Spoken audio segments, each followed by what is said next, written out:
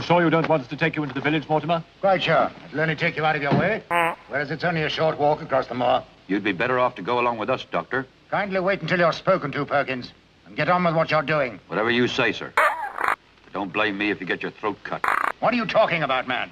There's been an escape. An escape? When? Night before last. Man named Selden.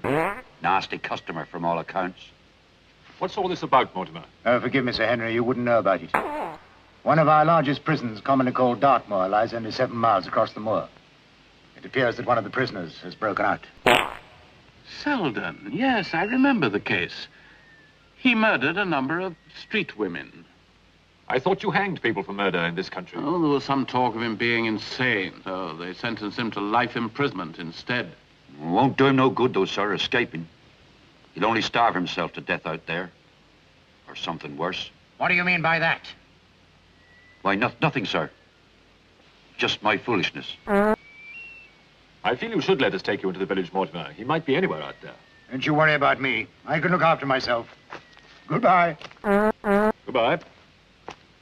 All right, Perkins. Here.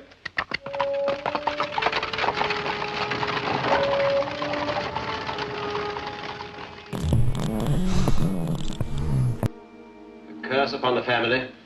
Unhappiness and death to his descendants. That's what he left, Sir Henry. Certainly has a lot to answer for.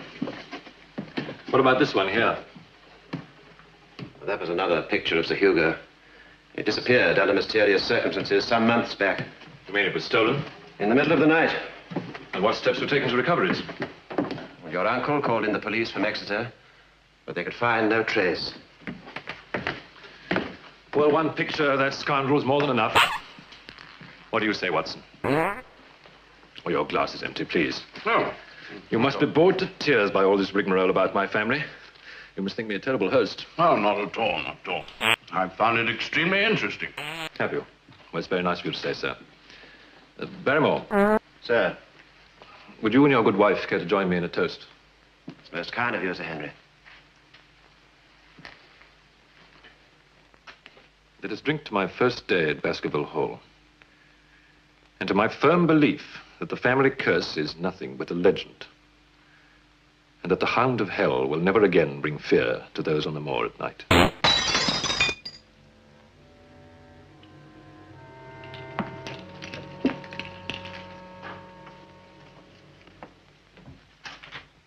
I must ask you to excuse my wife's behavior, Sir Henry.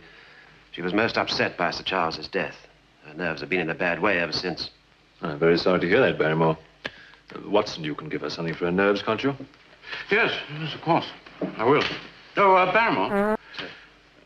Since you've mentioned Sir Charles's death, perhaps you could tell us a little more about it. You were the first to discover the body, weren't you? That's correct. It was terrible, sir. I never saw such a dreadful look on anybody's face before. You found Sir Charles's body up near the old abbey, I understand. What made you go up there to look for him? I didn't, sir. I was on my way to tell Dr. Mortimer that he was missing, and then I saw Sir Charles lying there dead. But what made you decide to go across the moor to look for Sir Charles? I've had a look at a map of the locality, and surely it would have been quicker for you to have taken the trap and gone by road. There's a short cut across the moor, sir. Barrymore, did you go across the moor because you were half expecting to find Sir Charles there? Because of the legend? Well, you know about the legend of the Hound of the Baskervilles, don't you? Do you believe it? Do you really believe that there is a creature out there? I don't know what to believe, sir. All I know is that I've heard it. Heard its terrible howl on the night before Sir Charles died. And I never want to hear such a sound again in all my life.